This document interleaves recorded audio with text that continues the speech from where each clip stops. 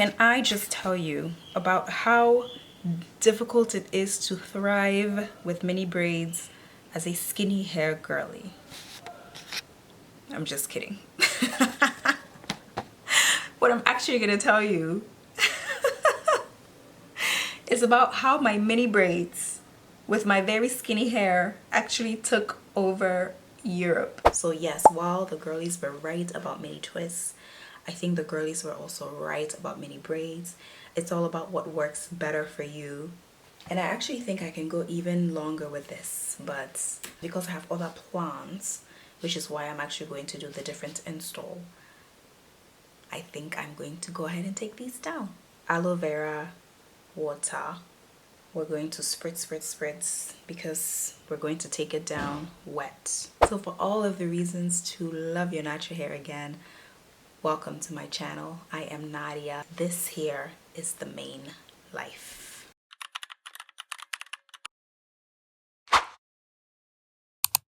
So tell me why I had my hair in mini braids, because I had mentioned here that, okay, I've done the mini twists.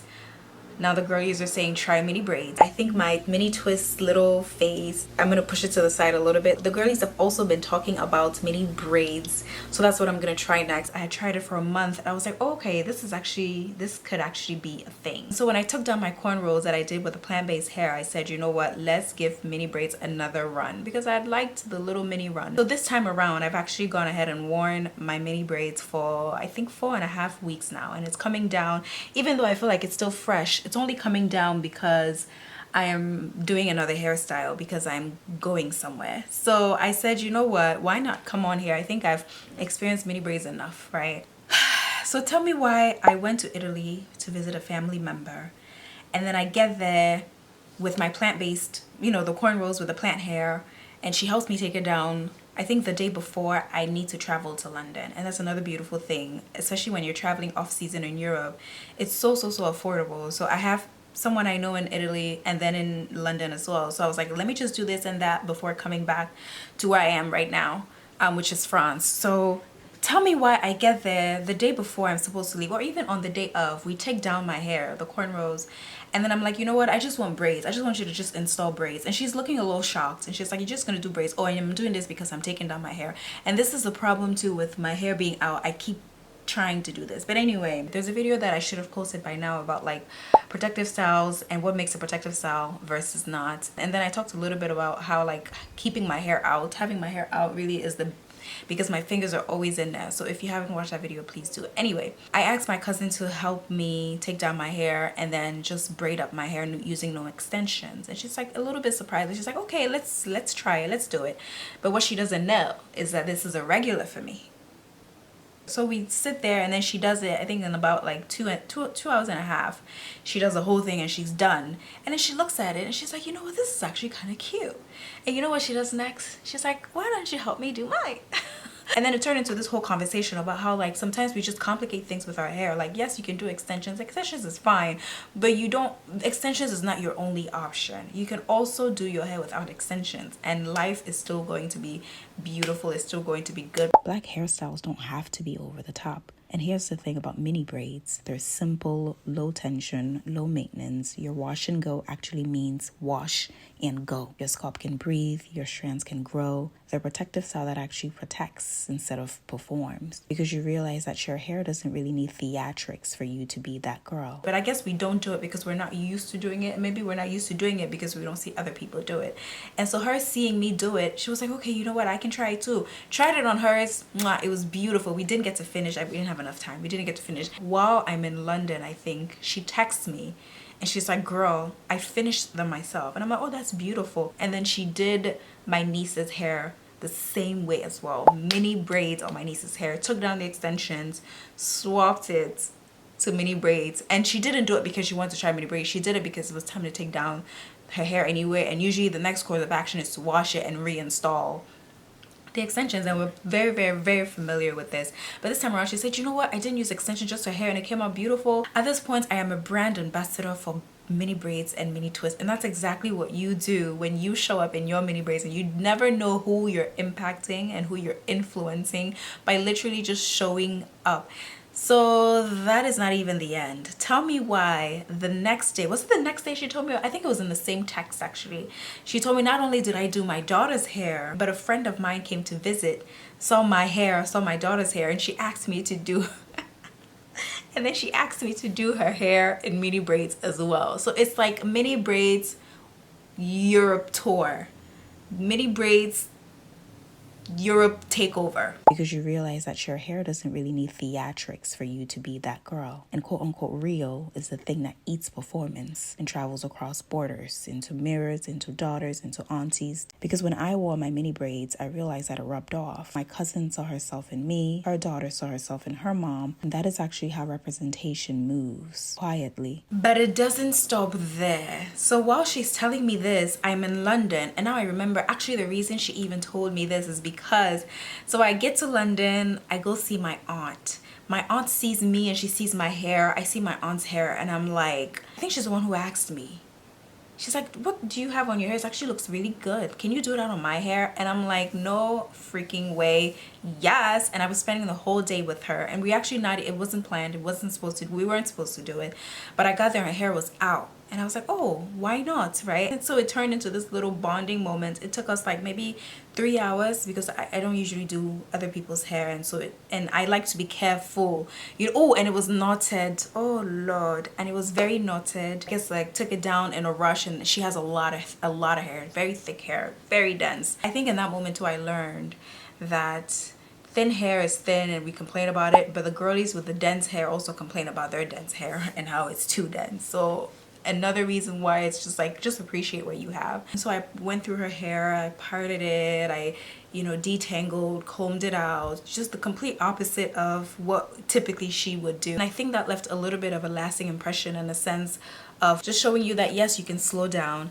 You don't have to comb through the knots. And she was actually talking about chopping her hair, just getting rid of it. And I'm like, auntie, you don't have to. And so we sat there and we did the mini braids and she loved it and I loved it. And so I took the photo and I sent it to my cousin in Italy. And that's when my cousin told me that, girl, not only is my hair in mini braids, but my daughter's hair is in mini braids. And then my friend who came over saw my hair, saw my daughter's hair, asked to have her hair done in mini braids too. And then she said, tu es venu coloniser l'Europe. You colonize Europe with your mini braids. Oh my God. So representation moves quietly, like I said.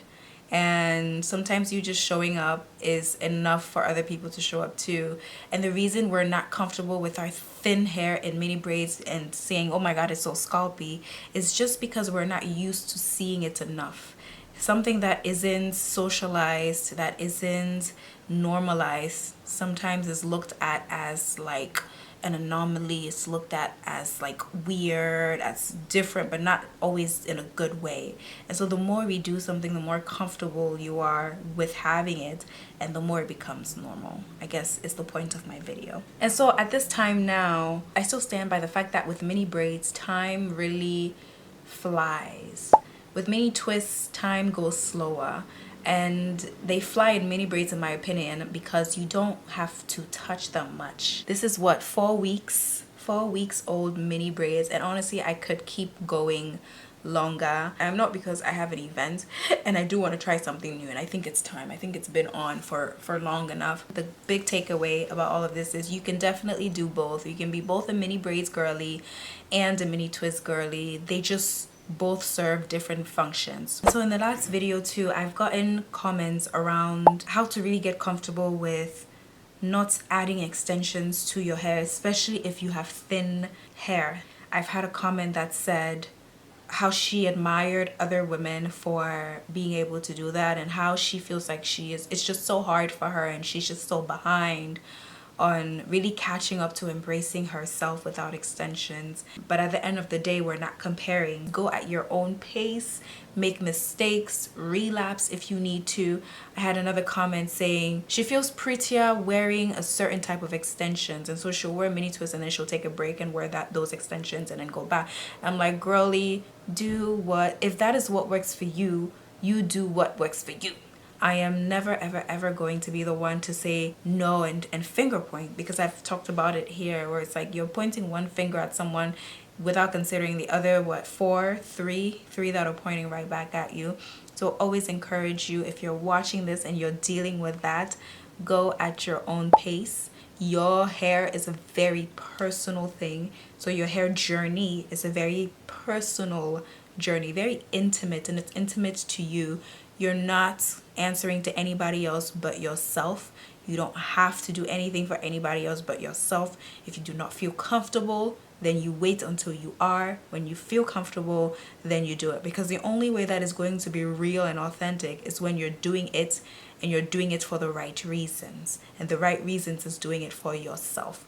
And so you show up for yourself when you are ready. And sometimes you're not always going to be ready, and you have to push yourself, right? But that is all part of the journey, and you do not rush yourself to get there. At least that's my opinion. The last thing I'm going to say about this is that you are not alone. And something that I've seen with this channel is we're finally getting to the point where women are voicing these things, where it's like, oh my god, I thought it was just me. I thought I just, I was the only one experiencing this. But actually, no, you see comments and comments and comments of women saying, oh my god, I have thin hair too. I don't think, mini braids or mini twists without extensions is going to be possible for me. Or you have women who go, oh my god, I actually tried it and it's actually working, but it was really hard at the beginning, but I'm really doing it. And so there's someone to relate to, and that is the point. It's just bonding on transformation, not bonding on trauma, if that makes sense. Something too that I wanted to mention finally is that the main hair calendar that I created helps you to track this journey of transformation. So you kind of see where you started, and you track all the way to the point where you're like, okay, I'm really comfortable in terms of length, in terms of health, how much better you are with managing the products that you have, not having too many of any one thing, or not having one thing that has hurt your hair in the past, but because you didn't log it, you forgot and you purchased it again. If that is something that you want to grab because you think it's actually going to be helpful for your journey, it should be in the description box. But if that's something that you don't need, girl, don't even do it. But please preview the calendar before you purchase it. The first couple of pages you can preview. Oh, and what I didn't mention is I've actually included a couple of monologues in there too. So it's not just tracking, but it's literally me kind of guiding you along, sort of similar to how we're doing on this channel, except it's in a calendar form. And it's like in a workbook form where you can really like engage, and it can be all about you. I'm done rambling, and thank you for watching. I will see you on the next one.